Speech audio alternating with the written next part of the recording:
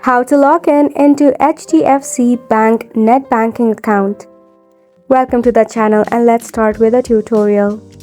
First and foremost, open up a browser on a preferred device. Search for HDFC Bank and tap on the first suggestion shown to you. You'll be redirected to the official webpage of HDFC. Tap on Login and select the option of Net Banking. To log in, enter your user ID, then tap on Continue.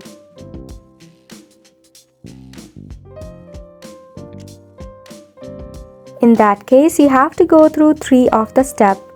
First, you have to enter all of your details including your mobile number, date of birth, your PAN card number, then verify yourself and hit on the Continue bubble.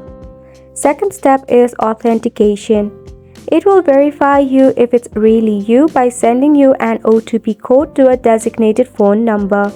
You have to confirm by entering the OTP code given to you. Now, third step is finally being able to retrieve your username. And just like that, you'll be able to log in into your HDFC Bank Net Banking account. If you face any of the difficulty regarding the process, check out the Contact Us option from HDFC. You can chat with the bot, that is Ask Ava, or even visit them in the nearby location. And that's a wrap for this video as well. Thank you so much for tuning in.